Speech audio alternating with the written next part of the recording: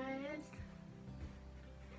I can twirl in my chair, but I can't go all the way around because the desk is in the way. Anyway, there's some juvenile fun for you. So, update video time. So, I have my camera turned this way. This time I said this way, so that's good. Yeah, that's something that 10-year-olds know how to do. Probably 5-year-olds too. But now I know to record this way. Anyway, so I wanted to catch you guys up on my life here in Durham. So let's get started. My church has been absolutely amazing, and it's been really exciting to see what God has been doing there as well. Because last week we covered the topic of abortion because we were going through a sermon series titled The Moral Maze, and he first started with the topic of divorce and remarriage, and he announced at the end of service that the next topic that would be covered would be abortion. And I felt like I should go up and speak to him, let him know a little bit more about myself and what I and others are trying to do in Durham. So it'd be a great opportunity to connect these things together. So I did, and we had a really good conversation. He got so excited, and he was like, oh my gosh, you're a biblical counselor. We have a CCEF counselor here. We're gonna get you connected. And he even asked me to come up with some topics that I thought, or questions that I thought would be really important to make sure that were answered, just for further clarity and to hear from someone with my experience in the field of pro-life work and post-abortion healing and things like that. And so I said, of course, I'd be happy to do that. So last Sunday, after the sermon, which he did a fabulous job, I was really impressed, because abortion is obviously a really difficult issue and it is very sensitive, but as Christians we still need to speak truth and love about this issue. And he did a great job. He said, if anyone here has had an abortion, or if you feel like this subject area is painful for you, we just want you to know that today's not a day of condemnation. No one's here to judge you, but we need to handle this issue as the Bible calls us to. But we want you to know that there is absolutely love and grace, mercy, and forgiveness for you. With that as the premise, he then went and just kind of covered all the different areas that abortion covers and how the Bible talks about it, how we as Christians need to respond. And afterwards I was able to share a little bit about just further on how do we have these conversations, how do we show love and compassion to those who are post-abortive, and what kind of hope do we have for healing, and also just some hope for our cultures. Because yes, England and America are different, but we also have a lot in common. And I think just being able to share how amazing the pro-life movement has been in America, and the strides that have been made, and the people that are changing their mind on this subject is really encouraging. So to be able to say, hey, if you want to get involved and be a pro-life student, like, come and join us, because Students for Life in America is making great strides, and people are hearing truth, and mothers are getting help, and we want to be able to do the same kind of things here. And if you're not a student, but you're a Christian, you can pray. So we are trying to get a prayer group going, just to start bringing people from different age groups and churches to come together and pray for the city. So that's something that we have been doing, but we're going to be talking further this week about how we can grow that.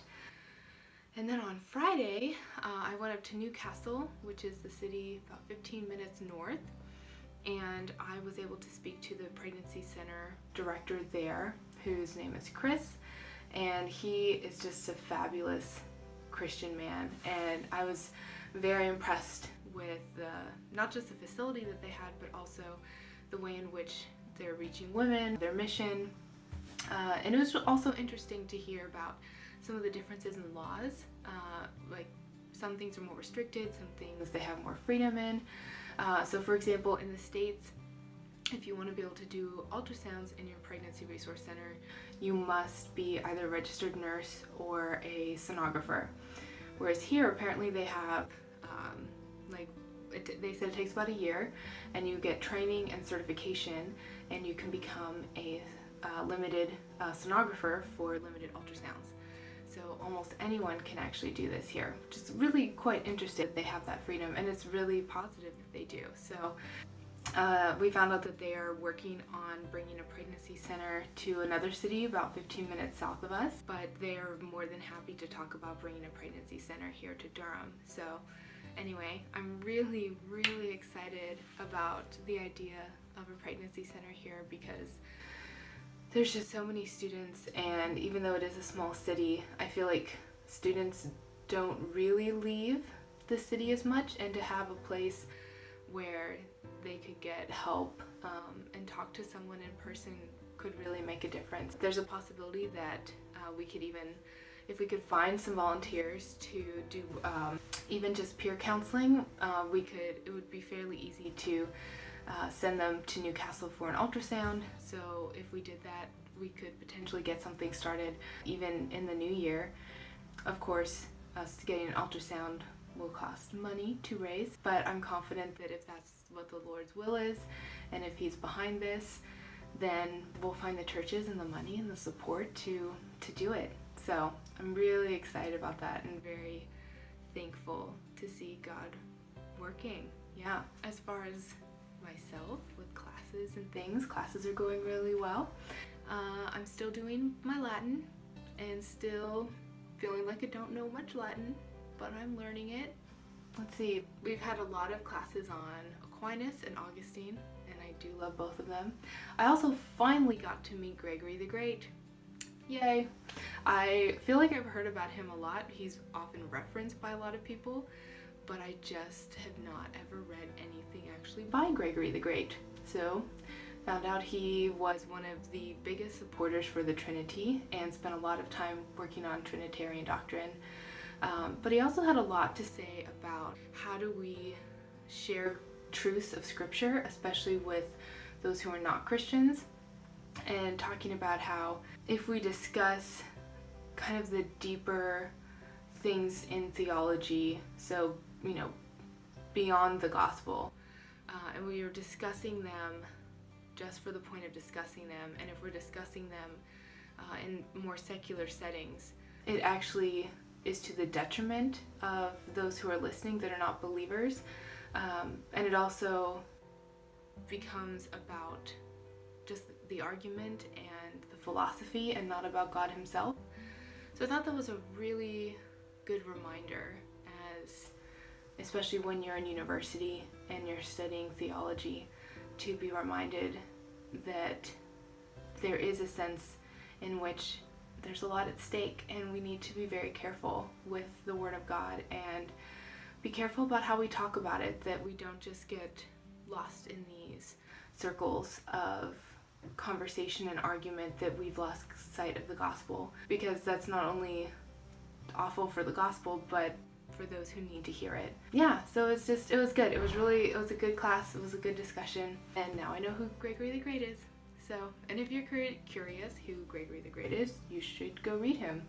He wrote a lot of orations, apparently a lot of funeral orations, which I hear are actually, some of them are quite humorous, which I would not have thought, but that is what the lecturer said. So there you go. Let's see, PhD, I am applying for it, and by applying I mean still at the very early stages, and in some ways I feel like I've taken 2 steps back, but I know that's not true.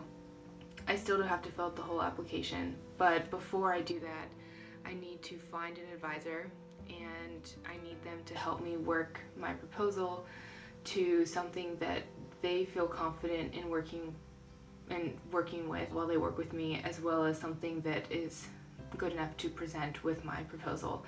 And once I do that, the rest of the application should all come together. So I haven't actually started the application yet, but I think I can copy and paste a lot from the last one I did. So they said it's the filling out the paperwork's not the hard part, it's all this other stuff. So I did have a little mini meltdown about this a week or so ago, but I talked to some people, got some questions answered, kind of learned that I just need to make my own timeline and not listen to necessarily everyone else's timelines, but figure out what exactly was going to be the best timeline for me and my project.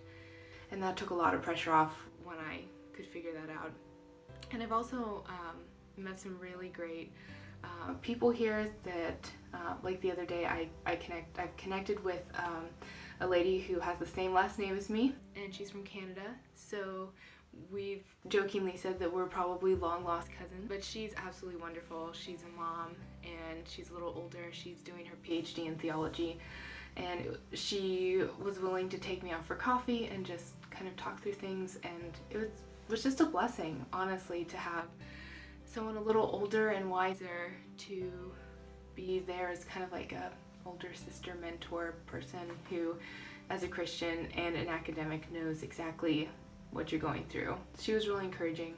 So between her and the department and friends and family, I've gotten a lot more sorted out. So you could be praying though. I've sent out quite a few emails to some potential advisors for the PhD. I'm just praying that I don't need all of them to respond positively. I just need one. And so praying that the right one, comes along and that it's a good fit. Just in general, I've been just kind of thinking over this week, just what more can I do in terms of outreach and discipleship and things like that, because I feel like I still have quite a bit of unused time, and it's a really weird thing. It's almost like there's so many things happening that I could be busy every moment of every day, but you don't want to do you don't need to do everything. And so now seeing kind of my schedule and that I've settled in a little bit more, I want to find positive places to put a few extra hours of free time. So whether that's doing things with the Christian Union, or finding ways to reach out to more people and just do some one-on-one like coffee dates or things like that, whether it's something at the church, whatever that is. But I would appreciate some prayer for just wisdom and how to find more opportunities for conversations, gospel conversations. But that said, it is, I shouldn't say surprising, but it is almost surprisingly easy to have gospel conversations or to talk about pro-life stuff, because all people need to do is ask me what I'm studying and what I did before. What are you studying? Theology. Oh, what do you think about God? Let me tell you. Or how did you decide to do theology? Well, let's talk about that. It's a great story. Or what did you do before here? Well, I was a director of a pregnancy resource center. What's a pregnancy resource center? Let me tell you. So just by what I've done, a lot of introductory questions can lead immediately to some deep stuff. Anyway, just kind of some of these random places, end up talking 10 or more plus minutes with people about God and theology and what it all means to me, and so at least getting to plant/water some seeds. So I'm thankful for those. I was able to go to a lecture on friendship the other day, which was really excited because as most of you know, that's what I want to do my thesis on. And so I got to meet it was a woman, and I got to meet her and get her information, and she was just really positive in terms of having someone to look at who is an academic and a professional academic who's writing on these things, who's also a believer. And it was just really nice to hear from someone else who's passionate about this as much as I am, and to connect with her. So hopefully I will get to email with her and talk to her again in the future. I also found that there is someone who actually wrote a PhD here at Durham entitled The Theology of Friendship.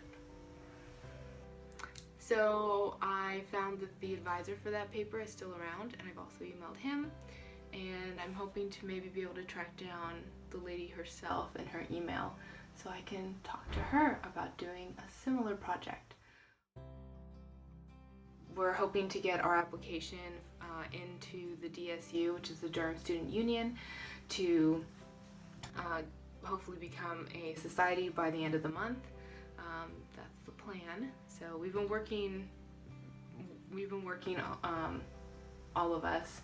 I would say some people have been working harder. We have one of the girls who does more law stuff, and so she's been working very hard on getting our constitution together. So we're pretty much ready to mail it in and just pray that everything goes smoothly with that, so that hopefully in the new year we can just go on with some of our plans to do some training, get some more students involved. Before the end of the semester, we're also hoping to do a Why I'm Pro-Life talk, and use that as a platform to get more students involved. So you could be praying for those events that students come that are pro-life, that maybe just need a little push to know that they're not alone, and it's okay to be pro-life, and they can come and carry the banner with us, but also for students that are curious and really want to know more about the issue, that they would also be able to come, and that we would actually get to have the event. So we just need to make sure we have a place to do it, which we're already talking to some people about, so hopefully that will all work out. And then lastly, just pray that for God's timing and the people to hopefully plant a pregnancy resource center of some kind here, to meet a need that I'm sure is there. It's just one that you're not really going to hear about. So anyway, we just continue to trust the Lord. I am eternally thankful for all of you guys, for those of you who actually sit and watch these videos. Thank you. And I really wish that it was in person and that we were sipping tea together. Look at my little owl mug. Isn't he cute? Oh yeah. But if you ever come visit me, I promise I'll make you a cup of tea. I'm trying to think. I feel like I should leave with a word of the day or something. Something that I've learned since being here. What's a good one? Oh, here's a phrase. In America, we say, well, that's up my alley. But here they say, that's up my street. Which I think makes a lot more sense, because I don't know the last time I actually went up an alley, or the last time I wanted to go up an alley, or the last time I saw an alley that wasn't creepy. Whereas streets, I mean, I live on a street. Everybody lives on a street. Streets make more sense. So they can have this one. I think we can give this one to the Brits. So, hope this video was up your street, and I hope you guys have a great day. I miss you guys. Bye.